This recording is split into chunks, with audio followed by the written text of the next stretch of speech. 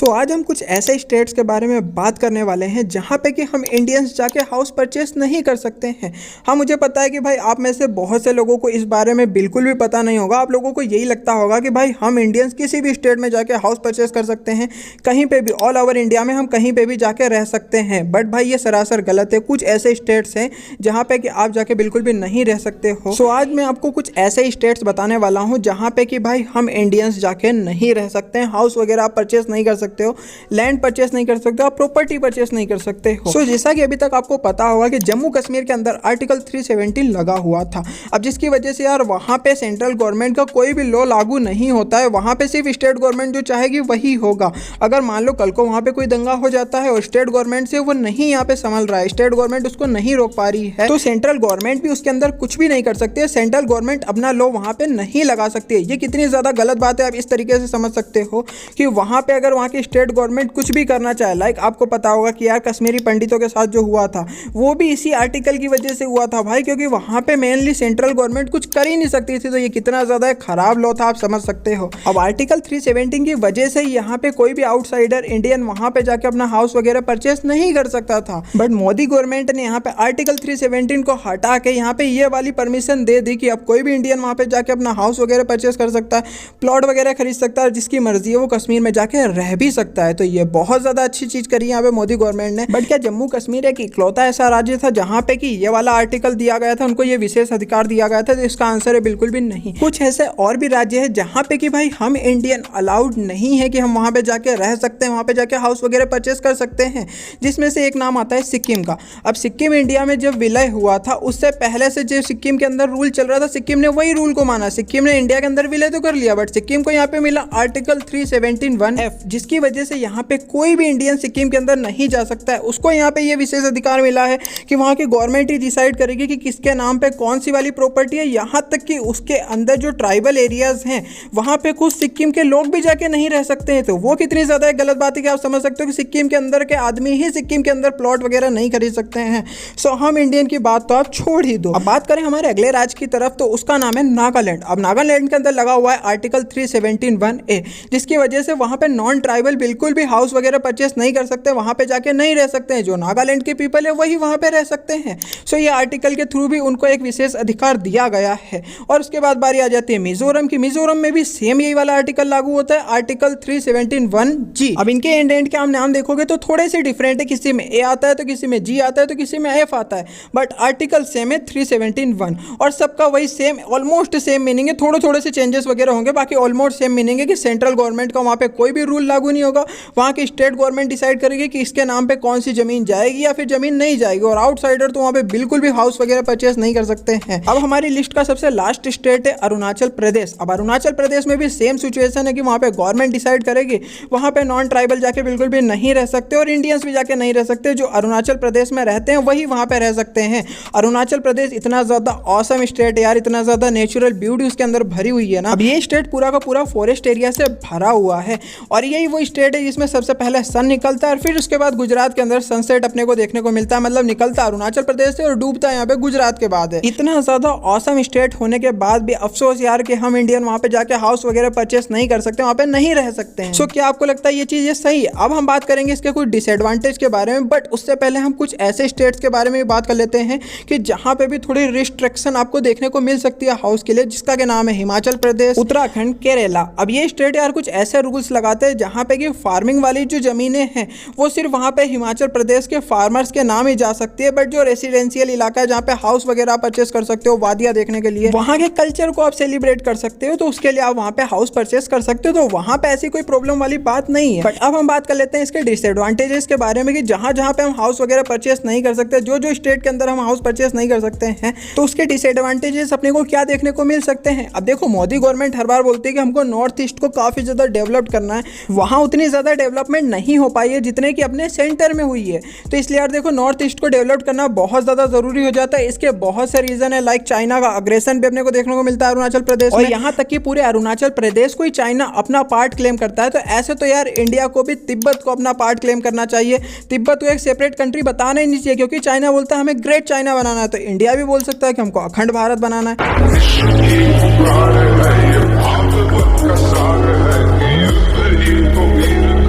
अफगानिस्तान से इंडोनेशिया तक हमारा। और भाई हर भारतीय के दिल में कहीं ना कहीं ये वाली उम्मीद होती है यार कि हम अखंड भारत देखना चाहते हैं। बट क्या अखंड भारत ऐसे पॉसिबल होगा कि हम इंडिया के ही कुछ ऐसे स्टेट है जहां पे जाके नहीं रह सकते हैं बिना परमिशन के, जहां पे हम बिना परमिशन के जा भी नहीं सकते हैं? तो ऐसे कैसे यार अपने को अखंड भारत देखने को मिल सकता है? अब एक इंसिडेंस में आपको बताऊंगा कि पंजाब के अंदर गोल्डन टेंपल के अंदर एक महिला जाने की कोशिश कर रही थी, उसके गाल पे इंडिया का फ्लैग लगा हुआ था, तो वहां पे उसको बोला जाता है कि ये पंजाब है, ये इंडिया नहीं है। और ऐसे ही यहाँ पे एक बीजेपी के लीडर नागालैंड के जो थे वो दिल्ली पहुंचते हैं, तो वो बताते कि मैं नागालैंड का हूं, बट वहां पे लोग बोलते कि नागालैंड कहां पड़ता है, कौन सी कंट्री है नागालैंड? उनको पता ही नहीं होता है कि नागालैंड इंडिया का पार्ट है। पुरानी दिल्ली रेलवे स्टेशन में जब उतरा और वो लोग कहते थे कि नागालैंड कहां है। तो ऐसे ही मैं आपको बता रहा हूं यार कि जब इंडिया वालों को ही नहीं पता है कि ये प्लेसेस हमारी है, खैर पंजाब तो हमको पता है, बट फिर भी वहां के लोगों के मन में है कि हम पंजाब को सेपरेट करें, अलग कंट्री बनाएं। और वैसे यार नागालैंड के मन में भी होता है, नागालैंड में भी बहुत बार ऐसे विद्रोह उठते हैं कि हमको इंडिया से अलग होना है, हमको एक अपनी सेपरेट कंट्री बनाओ। तो यार हम अखंड भारत कैसे बना पाएंगे जब जो चीज़ इंडिया के अंदर है उसके अंदर ही हम अलाउ नहीं है जाने के लिए? और जो हम सोचते हैं वहाँ की डेवलपमेंट के बारे में कि नॉर्थ ईस्ट को हमको बहुत ज़्यादा डेवलप करना है, नॉर्थ ईस्ट को हमको पावरफुल बनाना है, तो यार आप कैसे उसको पावरफुल बना सकते हो? लाइक मैं आपको एक एग्जांपल देता हूँ कि जैसे कोई भी यूपी बिहार का जो भी आदमी होते हैं जो जॉब करने के लिए अदर स्टेट्स में जाते हैं, लाइक मुंबई में जाते हैं, दिल्ली में जाते हैं, तो अगर मुंबई में कोई यहाँ पे बिहार का आदमी जाता है, अपनी पूरी फैमिली को लेकर जाता है जॉब करने के लिए, उसकी वहाँ पे जॉब लगती थी और वो 20 साल तक वहीं पे रहता है, तो उसके बच्चे भी मुंबई में ही पढ़ेंगे, मुंबई के स्कूलों में ही पढ़ेंगे, उसकी जो फैमिली रहेगी वो भी वहाँ पे आसपास के लोगों से यहाँ पे उसकी जान पहचान होगी। सो यार उनका मन होगा कि यार हम 20 साल से मुंबई के अंदर रह रहे, तो हम यहाँ पे अपना हाउस परचेस कर लेते हैं, यहीं पे रह लेते हैं, क्योंकि हम जिस प्लेस पे ज़्यादा दिनों तक रहते हैं वहाँ से हमारे इमोशंस जुड़े होते हैं, ये बात को समझना चाहिए। अब बात आती है यार कि ये डिवीजन के जैसे कैसे देखा जा सकता है? तो जो सिक्किम का आदमी होगा वो तो बोलेगा हम सिक्किम के, हम इंडिया के नहीं है, वो इंडिया के अंदर है बट वो अपने आप को सिक्किम का बताएगा। नागालैंड का भी सेम होगा, नागालैंड के पीपल अपने आप को नागालैंड का बताएंगे, सेम अरुणाचल प्रदेश के पीपल अपने को अरुणाचल प्रदेश का बताएंगे, और मिजोरम में भी सेम होगा। मतलब पहले पता होना चाहिए कि ये इंडियन है, और एक इंडिया का क्या मतलब होता है कि इंडिया का पीपल कहीं भी ऑल ओवर इंडिया किसी भी स्टेट में जाके यहाँ पे रह सकता है। अब इसके पीछे कुछ ऐसे विदाउट लॉजिक वाले रीजन दिए जाते हैं जो कि सोच के मेरा दिमाग खराब हो जाता है। भाई वहाँ पे बोला जाता है कि उनके कल्चर को सेव करने के लिए हम यहाँ पे ये नियम उठाते हैं कि जो बाहर के अदर इंडियंस है वो यहाँ पे इस वाले स्टेट के, हमारे स्टेट के अंदर में आके नहीं रह सकते हैं, यहाँ पे सिर्फ ट्राइबल्स लोग रहेंगे। तो यार ये कहाँ तक सही है? एक बात बताओ, इंडिया आपको पता होगा कि हिंदुओं की कंट्री है, बट हमने तो सब रिलीजन को आने का मौका दिया ना, सब रिलीजन इंडिया के अंदर आए और रह रहे हैं, और वो भी दिवाली सेलिब्रेट करते हैं, वो भी होली सेलिब्रेट करते हैं। बट इसका ये मतलब थोड़ी कि हिंदू ही खतरे में पड़ गए, भाई हिंदू का कल्चर ही पूरा खत्म हो गया। और अगर ऐसी बातें हो गया तो फिर भाई इंडिया की गलती यार कि इंडिया क्यों आने देता है दूसरे रिलीजन को इंडिया के अंदर? हिंदू को ही रहना चाहिए सिर्फ इंडिया के अंदर। और अगर ऐसा नहीं है तो फिर भाई सेकुलरिज्म जब जिंदा है इस कंट्री के अंदर, तो ये लॉजिक कहाँ तक सही है यार कि वहाँ पे उनके कल्चर को सेव करने के लिए यहाँ पे दूसरे इंडियंस वहाँ पे जाके नहीं रह सकते हैं? यार इंडिया तो एक है ना, इंडिया का पीपल कहीं भी जाके रह सकता है। हाँ, कोई उनसे जबरदस्ती तो उनकी ज़मीन छीनेगा नहीं, उनकी मर्जी होगी, वो किसी को प्लॉट बेच सकते, किसी को हाउस दे सकते हैं रहने के लिए। और जब दूसरे जगह के वहाँ पे लोग जाएंगे तो यार जान पहचान बनेगी, यूनिटी बनेगी यार। जब एक दूसरे के साथ सब रहेंगे तो यूनिटी बनेगी, वरना वो सोचेंगे कि हम नागाज है, वो इंडियन से, हम नागाज अलग है, वो इंडियन अलग है। यार तो कैसे एक हो सकते हैं?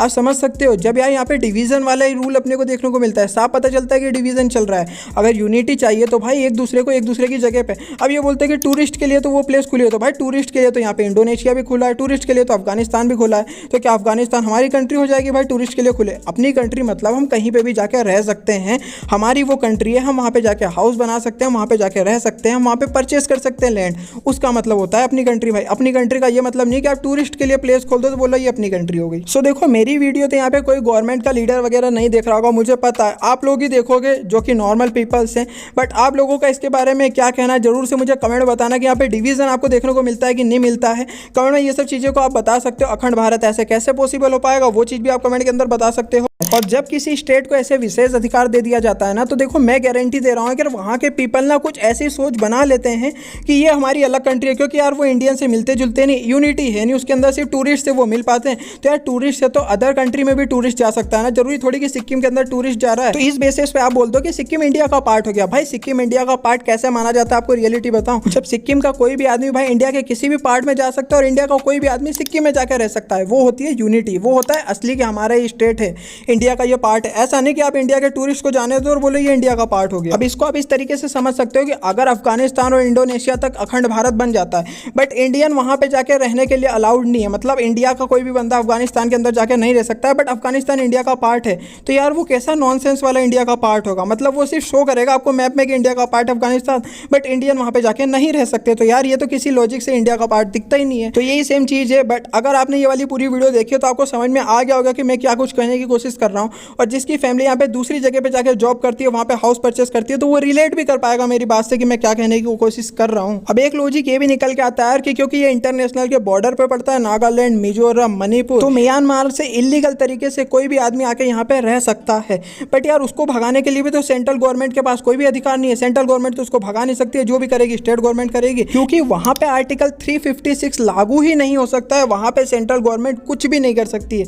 तो यार कितनी ज्यादा बड़ी गलत बात है। आप समझ सकते हो कि इंडिया गवर्नमेंट कुछ कर ही नहीं सकती है। अगर इलीगल तरीके से वहां पे कोई घुस भी सकता है तो उसको इंडिया गवर्नमेंट नहीं भगा सकती है। मतलब वो नागालैंड के ऊपर है कि वो म्यांमार वालों को आने दे या नहीं आने दे, वो उनकी गवर्नमेंट के ऊपर है। और मुझे जहां तक लगता है इसी बेसिस पे बोला जाता है कि अगर इंडियन आके यहाँ पे रहेंगे तो हम कैसे यहाँ पे डिफरेंट करेंगे कि कौन म्यांमार का है कौन इंडिया का है। तो वो सब देखना तो यार आर्मी और पुलिस के हाथ में होता है। तो उसके लिए तो यार स्टेट गवर्नमेंट को नॉर्मली कोई भी प्रॉब्लम की जरूरत नहीं होनी चाहिए। कुछ ऐसे भी इलाके यहाँ पे इन्होंने निकाले हुए जिसको कि यहाँ पे 6 शेड्यूल का यहाँ पे स्टेटस दिया गया है, जहाँ पे कि यार जो नॉन ट्राइबल्स है वो जाके नहीं रह सकते, सिर्फ ट्राइबल्स लोग जाके रहेंगे। तो ये भी कितनी ज्यादा गलत बात है यार कि एक पूरा इलाका आपने किसी ट्राइबल्स को दे दिया है, मतलब वहां पे जाके कोई दूसरा नहीं रह सकता।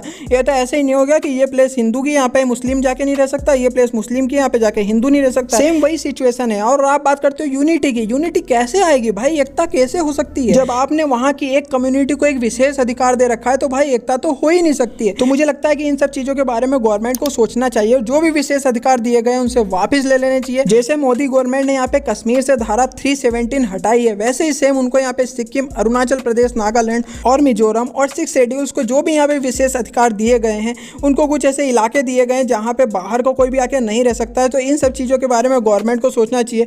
होप करता हूँ मोदी गवर्नमेंट जैसे उन्होंने कश्मीर के यहाँ पे इशू को सॉल्व किया, वैसे इस इशूज़ को भी सॉल्व करेगी और इनको ट्रू इंडिया के स्टेट्स बनाएगी। मतलब इंडिया के पूरी तरीके से स्टेट की कोई भी इंडियन वहाँ पे जाके रह सकता है, कोई भी वहाँ पे अपनी फैक्ट्री लगा सकता है, कंपनी वगैरह खोल सकता है। तो वो सब चीज़ के यहाँ पे परमिशन देनी चाहिए सेंट्रल गवर्नमेंट को, यहाँ पे इस सब चीज़ों के बारे में सोचना चाहिए। बाकी आप लोग कमेंट में मुझे बता सकते हो कि आपको पता था या नहीं पता था कि कुछ ऐसे और भी स्टेट्स अभी बचे हैं जहाँ पे कि आप इंडियन अलाउड नहीं हो रहने के लिए। तो ये चीज़ आप मुझे कमेंट में बता सकते हो। वीडियो आपको 1% भी सही लगती है तो वीडियो कर देना लाइक, चैनल को लेना सब्सक्राइब, साइड वाले बेल आइकन को आप प्रेस कर सकते हो। इसका पार्ट 2 देखना चाहते हो तो कमेंट में जरूर से बताना। वीडियो को शेयर करना जरूर से अपने दोस्तों के साथ। मैं मिलता हूँ किसी और वीडियो में, तब तक के लिए बाय बाय।